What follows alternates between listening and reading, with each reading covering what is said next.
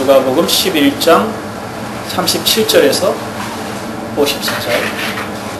예수께서 말씀하실 때 한 바리새인이 자기와 함께 점심 잡수시기를 청함으로 들어가 앉으셨더니 잡수시기 전에 손 씻지 아니하심을 그 바리새인이 보고 이상히 여기는지라. 주께서 이르시되 너희 바리새인 지금 잔과 대접의 것은 깨끗이 하나 너희 속에는 탐욕과 악독이 가득하도다. 어리석은 자들아, 겉을 만드시니가 속도 만들지 아니하셨느냐. 그러나 그 안에 있는 것으로 구제하라. 그리하면 모든 것이 너희에게 깨끗하리라. 화 있을진저 너희 바리새인이여, 너희가 박하와 은향과 모든 채소의 11조는 들이되 공의와 하나님께 대한 사랑은 버리는도다. 그러나 이것도 행하고 저것도 버리지 말아야 할지니라. 화 있을진저 너희 바리새인이여, 너희가 회당의 높은 자리와 시장에서 문안 받는 것을 기뻐하는도다. 화 있을진저 너희여, 너희는 평토장한 무덤 같아서 그 위를 밟는 사람이 알지 못하느니라. 한 율법교사가 예수께 대답하여 이르되 선생님, 이렇게 말씀하시니 우리까지 모욕하심이니이다. 이르시되 화 있을진저 또 너희 율법교사여, 지기 어려운 짐을 사람에게 지우고 너희는 한 손가락도 이 짐에 대지 않는도다. 화 있을진저 너희는 선지자들의 무덤을 만드는도다. 그들을 죽인 자도 너희 조상들이로다. 이와 같이 그들은 죽이고 너희는 무덤을 만드니 너희가 너희 조상의 행한 일의 증인이 되어 옳게 여기는도다. 그러므로 하나님의 지혜가 일렀을 때 내가 선지자와 사도들을 그들에게 보내리니 그 중에서 더러는 죽이며 또 박해하리라 하였느니라. 창세 이후로 흘린 모든 선지자의 피를 이 세대가 담당하되 곧 아벨의 피로부터 제단과 성전 사이에서 죽임을 당한 사가랴의 피까지 하리라. 내가 너희에게 이르노니 과연 이 세대가 담당하리라. 화 있을진저 너희 율법교사여, 너희가 지식의 열쇠를 가져가서 너희도 들어가지 않고 또 들어가고자 하는 자도 막았느니라 하시니라. 거기서 나오실 때 서기관과 바리새인들이 거세게 달려들어 여러 가지 일을 따져 묻고 그 입에서 나오는 말을 책잡고자 하여 노리고 있더라. 본문은 바리새인과 유대인 율법학자들에 대한 주님의 책망을 담고 있습니다. 바리새파는 유대 경건주의 운동입니다.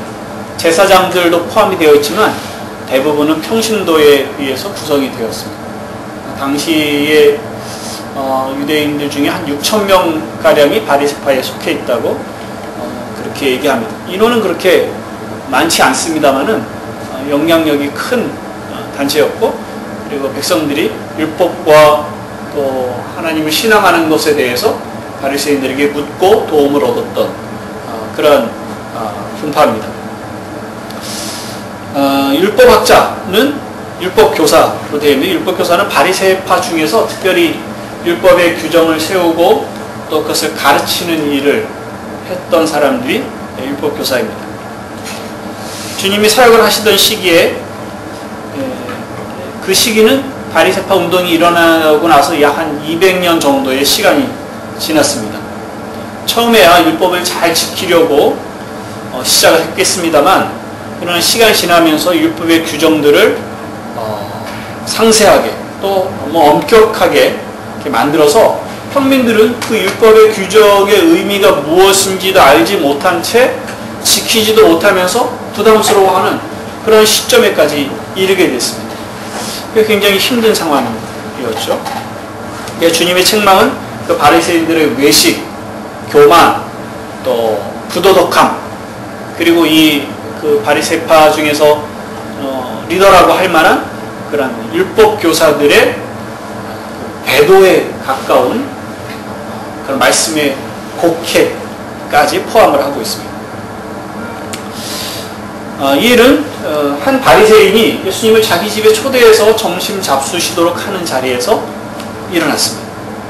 예수님이 손을 씻지도 않고 음식을 드시는 걸 보고 바리새인들이 이상하게 생각하고 자기들끼리 수군거렸을 것입니다. 주님이 사람들이 가지고 있었던 식사 예법을 중요하게 여기지 않으신 것이 아니라 이것을 통해서 그들이 가지고 있는 외식을 드러내실 그런 기회로 삼으신 것 같습니다. 39절부터 44절은 바리새인들의 그 개인적인 인격과 또 경건치 않은 것에 대해서 말씀을 하시는데요. 그들은 그릇의 겉과 속은 깨끗이 닦으면서, 그건 뭐 우리도 마찬가지입니다. 그런데 정작 자신들의 속은 깨끗하게 관리하지 않고 있었습니다. 그래서 예수님께서 너희가 중요하게 여기는 겉을 만드신 분이 하나님이 아니시냐? 너희의 속도 깨끗하게 하라. 그렇게 말씀하세요. 바리새인들의 속은 탐욕과 악독이 가득하다. 그렇게 말씀하십니다. 39절에. 그것을 해결할 수 있는 방법은 다른 사람들에게 그 속에 있는 것들로 구제하는 것. 그것이 그 속을 깨끗하게 하는 것이라고 말씀하고 있습니다. 탐욕과 악독이 가득한 그들의 태도와 삶을 구원할 수 있는 방법은 그들이 가지고 있는 것으로 가난한 사람들을 돕고 섬기는 것입니다. 그것이 하나님의 공의와 사랑을 행하는 것이라고 가르쳐주고 계세요. 이들이 탐욕과 악독이 가득한 것을 구체적으로 화 있을진저 하는 말로 시작하는 세 가지로 주님이 경고를 하고 계시는데요. 첫 번째 화 있을진저는 바리새인들의 외식에 대한 겁니다. 이들은 박하, 운향, 이건 아주 소량의 그 향신료로 쓰이는 채소들인데요. 이건 이제 상업적으로 키우는 것이 아니라면 이것에 대해서는 그 11조가 면제되었습니다. 그런데 그것 11조가 면제되어진 그 작은 양의 채소들조차도, 그러한 약초들조차도 10의 1조를 분명하게 떼서 하나님께 드리려는 열심을 가지고 있는데, 반면에 가난한 이웃에 대한 긍휼과 사랑은 이들이 저버렸습니다. 11조가 가지고 있는 정신은 바로 그거거든요. 공의로움, 하나님의 사랑을 베푸는 것인데 그 정신은 잊어버리고 그 까다로운 그 11조를 지키는 외식에만, 의식에만 이들이 관심을 가지고 있는 거예요. 두 번째 화 있을 진저는 높은 자리를 인정받으려고 하는 그 교만에 대한 겁니다. 이들은 사람들이 공적으로 모이는 회당이나 혹은 사적으로 만나게 되는 시장인 어디든지 자기를 드러내고 인정받기를 원했습니다. 그래서 마태복음에 보면 길거리에 서서 큰 소리로 기도하는 이들이 바리새인이라고 그렇게 지적을 하셨습니다. 세 번째 화 있을 진저는 영적인 불결함에 대한 겁니다. 민수기 19장 16절에 보면 죽은 자나 무덤을 만지면 부정해서 일주일 동안 정결 의식을 행해야 됩니다. 그 시간 동안에는 어떤 종교 행사에 참여할 수가 없어요. 근데 바리새인들은 그것을 지키기 위해서 무덤을 혹시 지나가다가 잘못 만지는 일이 없도록 하기 위해서 무덤에 석회를 칠해놨어요. 하얗게 됐죠. 그러니까 이거 무덤이구나. 이렇게 알지 못하고 만지는 일이 없도록 해야 되겠다. 그래서 사람들이 인식을 하게 됩니다.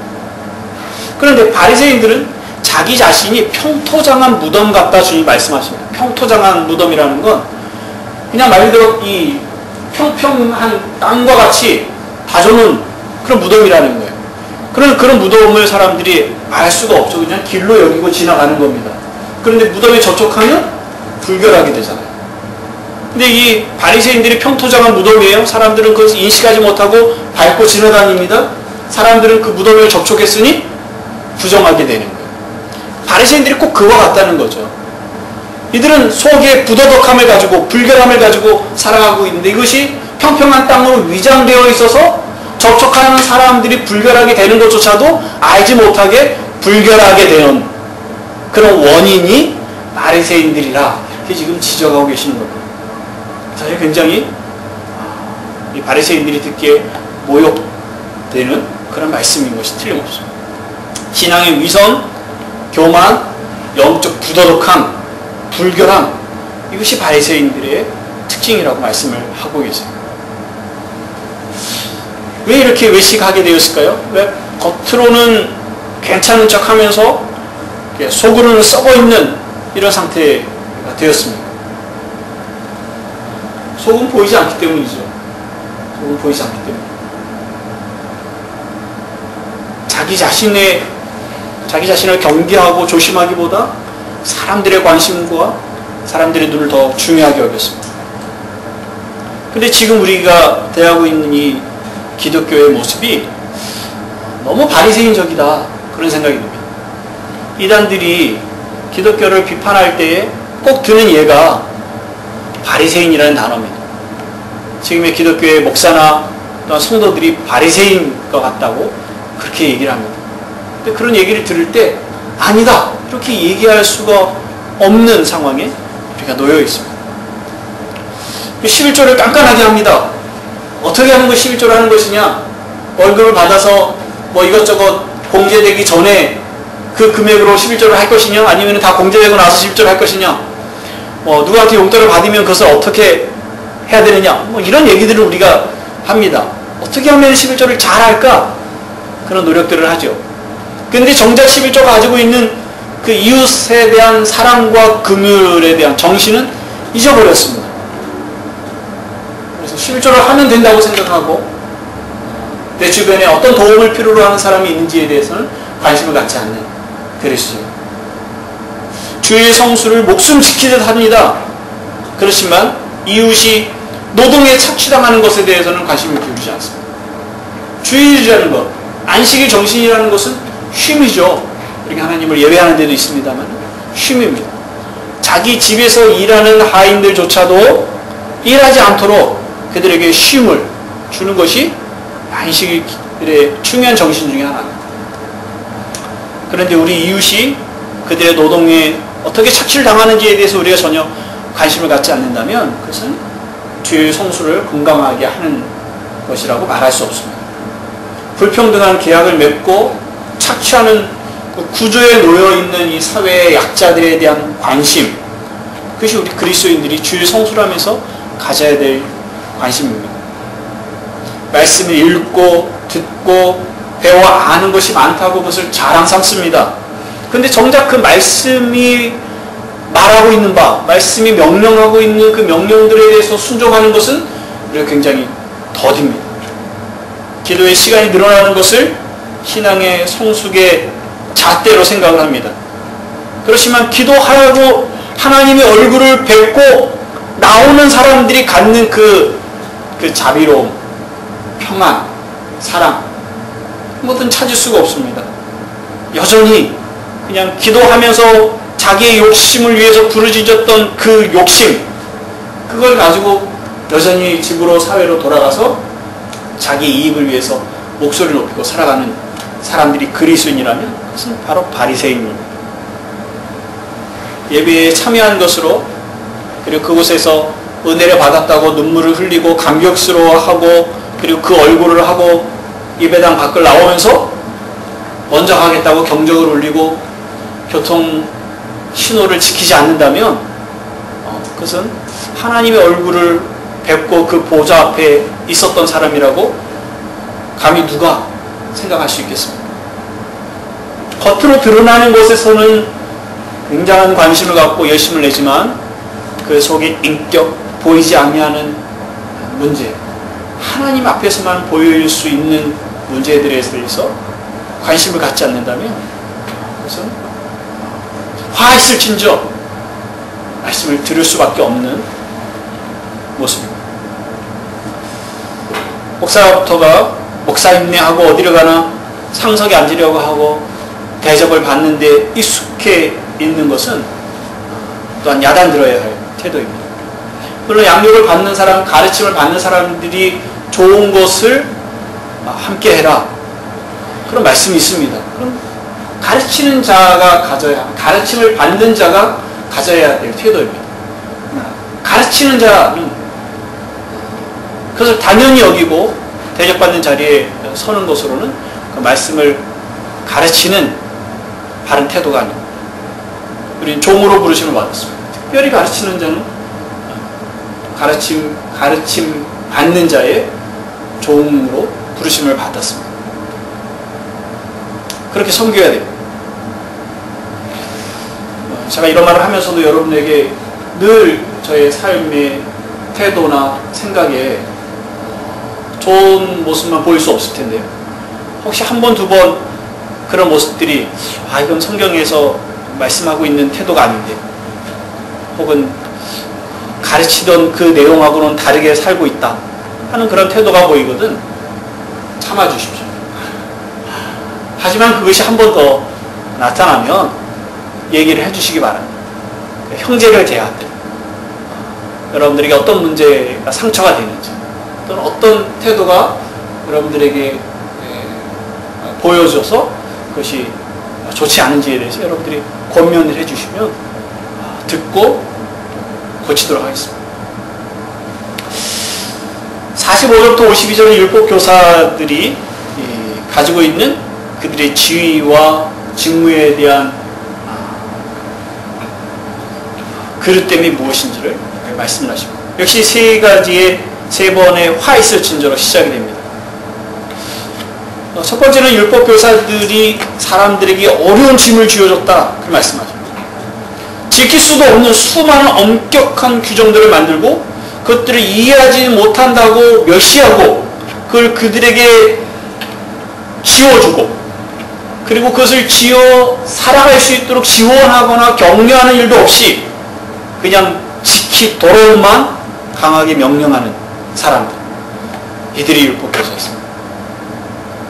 두 번째로는 이들은 율법을 해석하고 가르치고 그 율법을 밝히 드러내서 하나님께 이르도록 해야 하는 직분의 자리에 있음에도 불구하고 오히려 그 반대의 일을 하고 있습니다.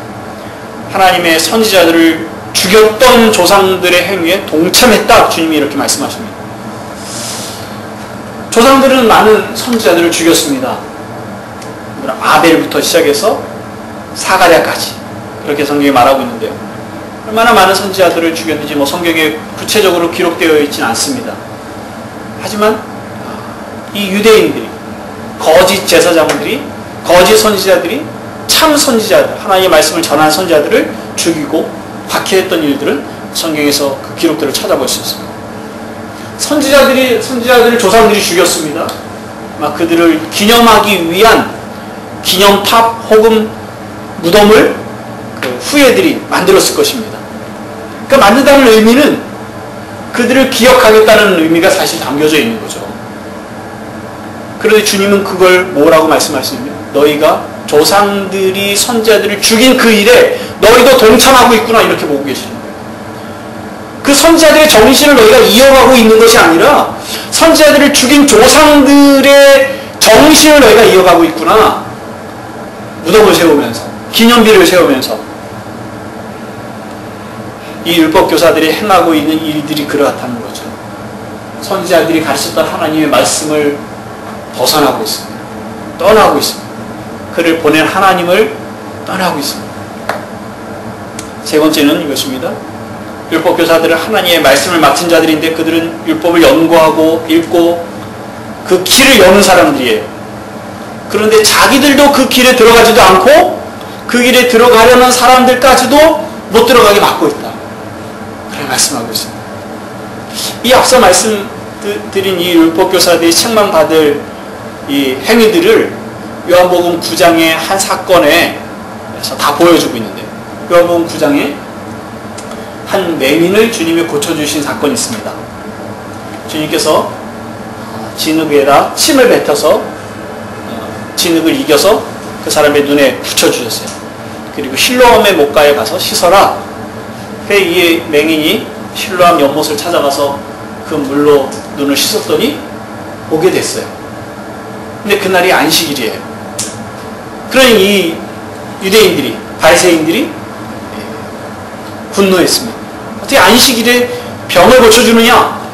안식일에는 병을 고쳐줄 수 없다라는 규정을 일찌감치 만들어 놓고 그 규정을 어겼다는 이유로 예수님을 죄인으로 여기고 하나님의 아들, 하나님이 보내신 그리스도일 수 없다라고 단정을 지어놓고 자기들이 믿지 않을 뿐만 아니라 그를 믿으려고 하는, 예수님을 그리스도라고 믿는 사람들을 출교시키기로 그렇게 결의를 합니다. 그래서 사람들이 두려워서 예수님께로 나가지 못하게 하는 일을 만들어 놨습니다.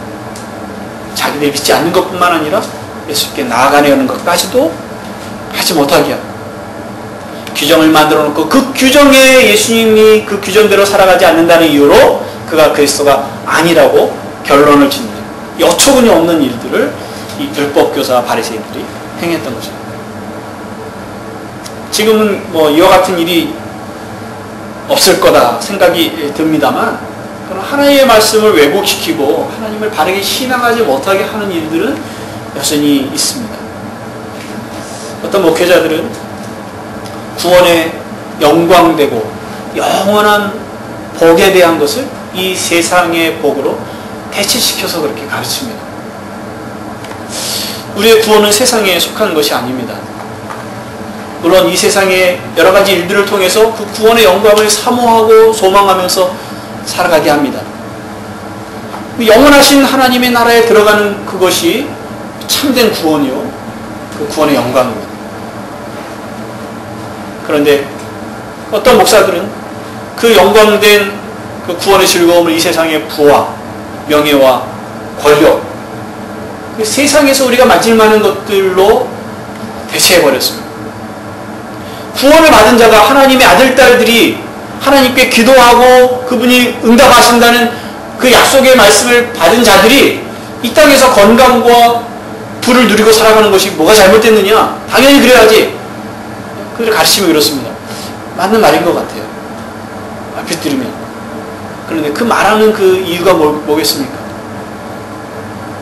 그들 안에 탐욕이 있기 때문에 그런 말이에요. 이 바리새인들이 주님 말씀하신 것처럼 너희 속에 탐욕과 악독이 가득하다. 그렇게 말씀하셨습니다.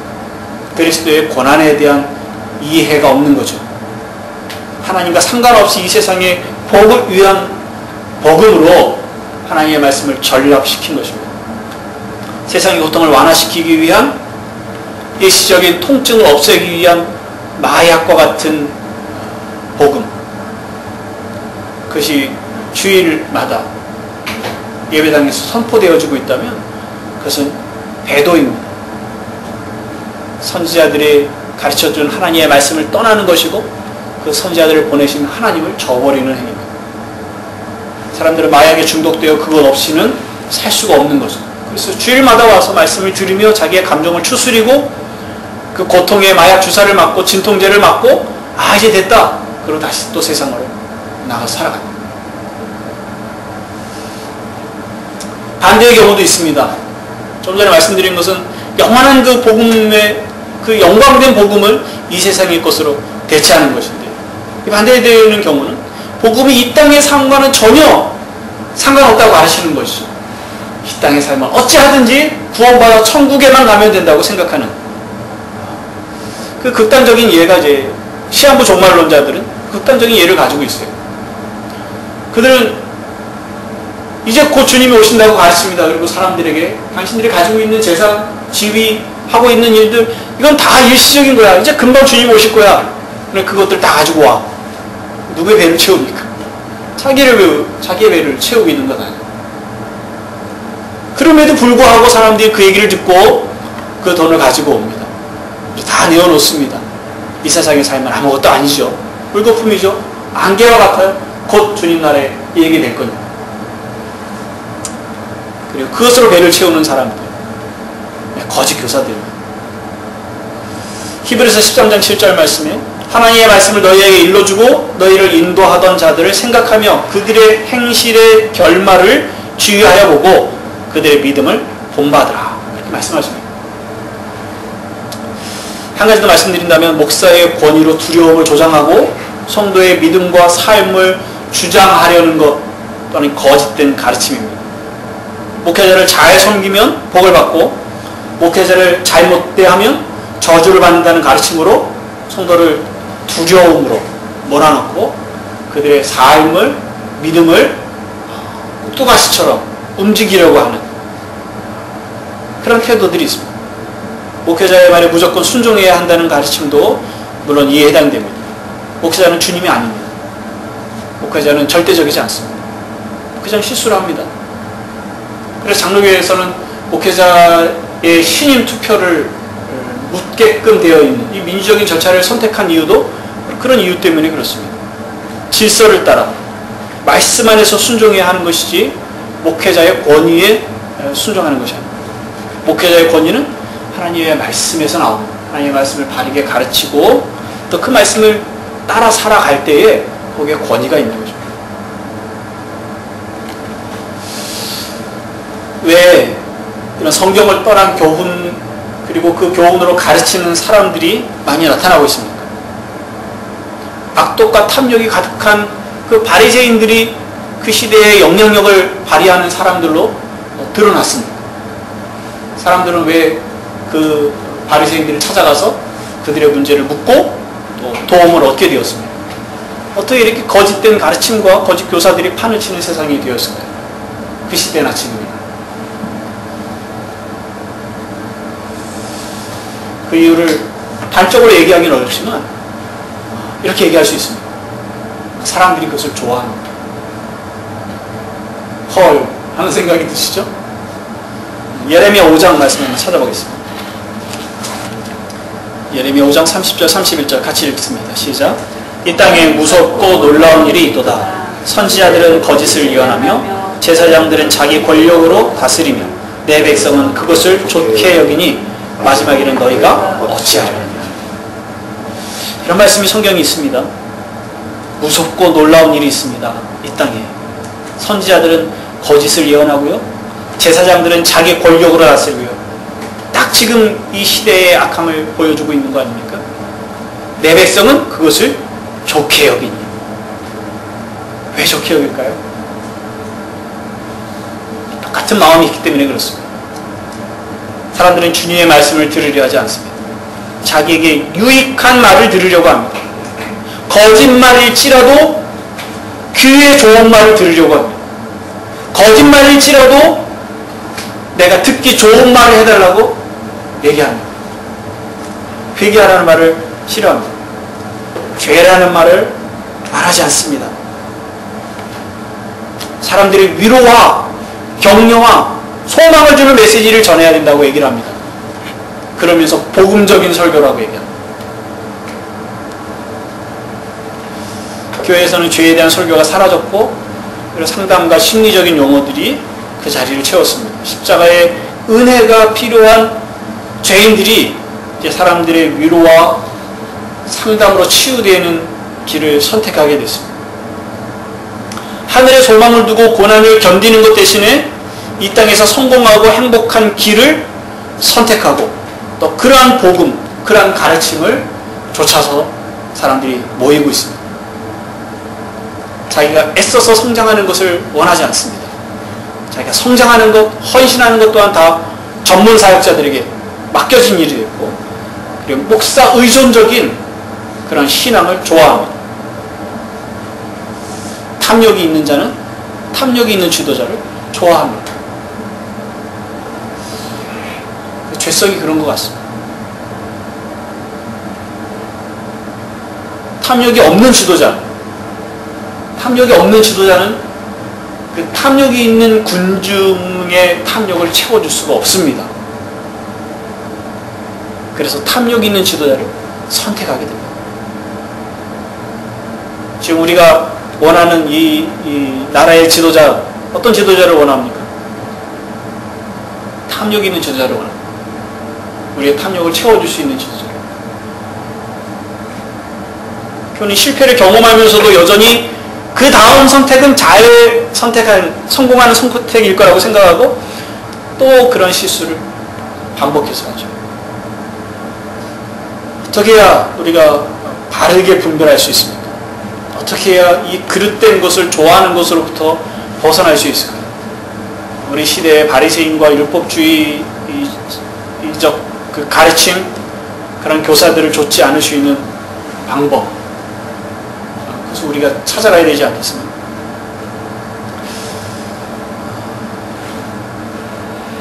한 가지 말씀을 드린다면 생각하라. 생각하십시오. 성장하지 않고 선악을 분별하지 못하는 사람들이 이 시대에만 있는 것이 아닙니다. 예전에도 있었죠. 그 대표적인 게 히브리서에 나와 있습니다. 히브리서 5장 12절 말씀 보면요. 보겠습니다. 히브리서 5장 12절. 신약성경.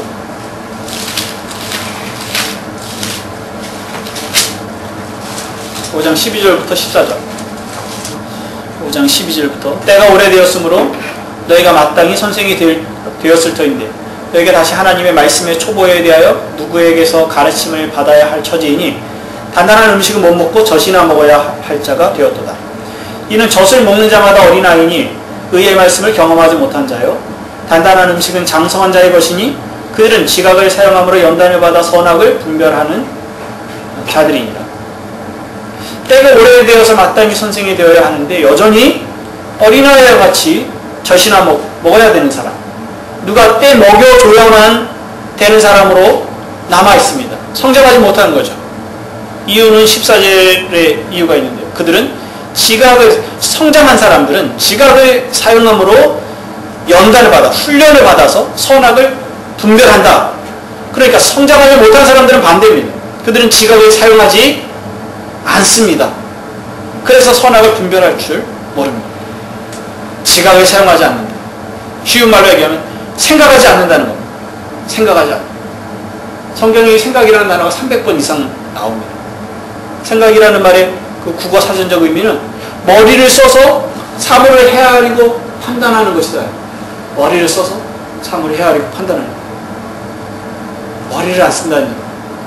머리가 좋고 나쁘고 그것을 떠나서 생각해야 됩니다.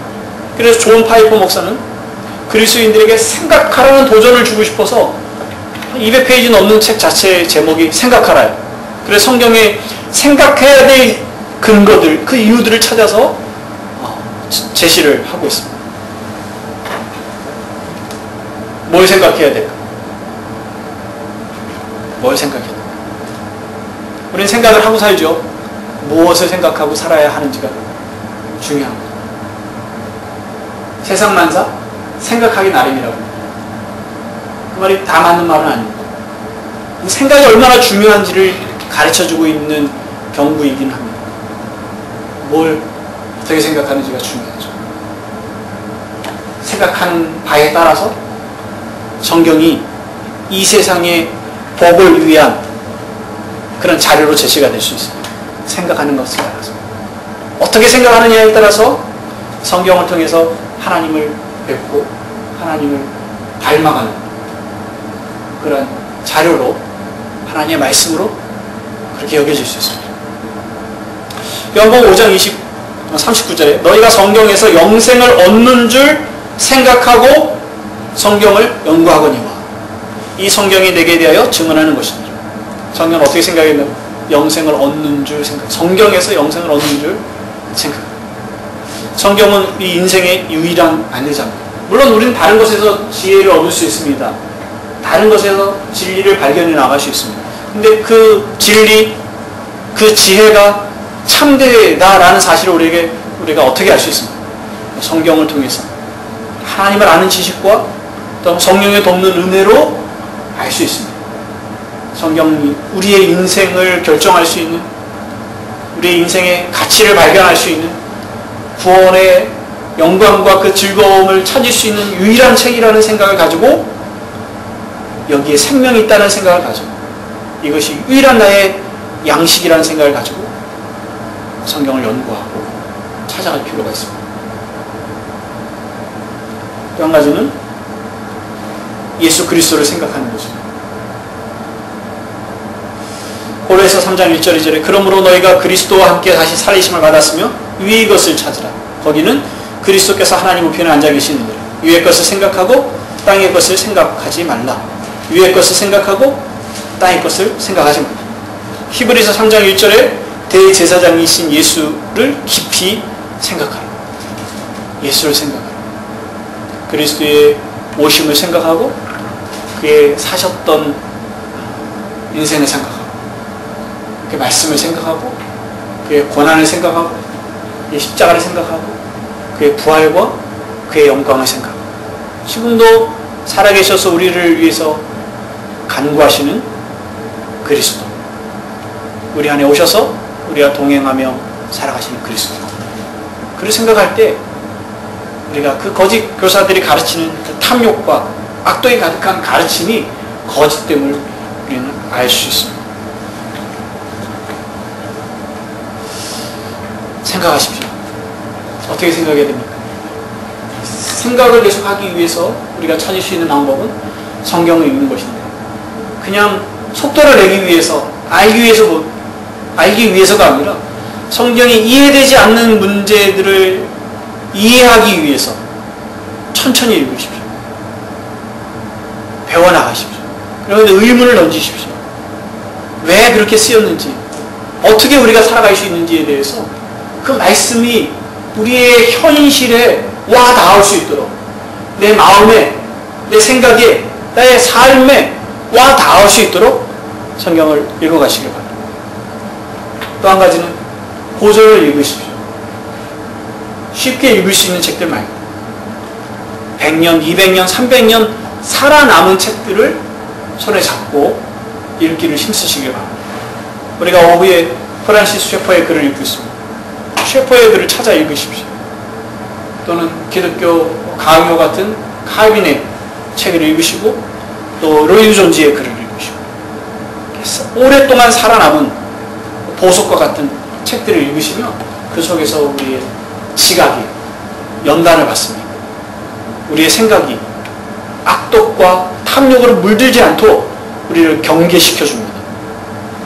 바리새인과 거짓 교사들의 가르침, 인기 많고 많은 사람들이 좋아하는 그런 사람들의 가르침에 주의를 기울이도록 우리를 각성시켜줍니다. 선악을 분별하는 지혜를 얻을 수 있습니다. 생각하기를 힘쓰십시오. 한 가지 더 덧붙인다면 여러분들이 글을 쓰면 좋겠습니다. 생각들을 펜으로 혹은 뭐 다른 방법으로라도 표현해내요. 여러분들 생각을 깊이 하셨습니다. 히브리서 5장 14절에 있는 말씀처럼 지각을 사용함으로 연단을 받아 선악을 분별하는 그런 단단한 성숙함에 이르시기를 바랍니다. 종료주일입니다. 주님께서 고난을 위해 예루살렘 성에 들어오신 날을 기념하는 것인데, 주님이 겸손한 왕으로 나귀를 타고 오셨습니다. 영광의 길이죠. 그런데 그 영광의 길의 그 시작은 고난의 문을 엽니다. 고난 주간이 이제 내일부터 시작이 됩니다. 한 주간 우리가 이제 주님이 고난을 묵상하는 시간을 갖게 될 텐데, 주님의 고난을 생각하면서 일부러 슬픈 척, 또 일부러 아픈 척 그렇게 할 필요가 없습니다. 일부러 자신을 괴롭게 하는 일을 찾아서 하지 마시길 바랍니다. 그것이 무엇이든지 우리의 외적인 그 괴롭힘은 우리의 내적인 경건에 도움이 되지 않습니다.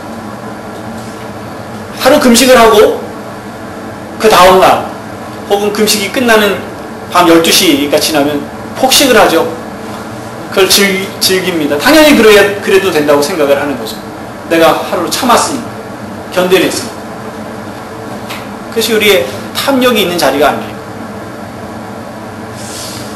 우리를 배우고 싶어하는, 배를 채우고 싶어하는 더 많은 것으로, 참을 때 못 먹었던 더 맛있는 것으로, 더 비싼 것으로 자기를 위로하고자 하는 마음, 그것이 우리 안에 있는 한 그 이전의 금식이나 이전의 고난의 경험은 우리의 경건에 유익이 되지 않습니다. 우리를 성숙시키지 않습니다. 그런 고난, 자기의 의를 드러내려는 그런 고난, 그런 경건의 노력은 주님이 고난을 당하실 때의 그 반대편에 섰던 무리들, 그들이 가지고 있었던 태도와 다르지 않습니다. 우리에게 오히려 우월의식을 주고 내가 괜찮은 사람인 양 착각하게 합니다. 차라리 주님이 십자가에 못 박도록 소리 질렀던 무리들 중에 우리가 있었고, 아, 우리는 죄인이었구나 하는 것을 발견하는 게 오히려 우리가 괜찮은 사람인 줄 착각하는 것보다 훨씬 낫습니다. 괜찮은 사람인 줄 착각하면 우리는 더 이상 그리스도를 바라보지 않습니다. 십자가를 필요로 하지 않습니다. 그는 우리 안에 고난을 견뎌내지 못하는 약함이 있고 그리스도를 쫓아가지 않는 그 불경건함이 있다는 사실을 발견하면 오히려 그 자리가 그리스도의 십자가가 설 수 있는 자리, 오히려 우리에게 유익한 자리가 더딥니다. 죄인이라는 사실을 인식할 수 있는 그런 자리.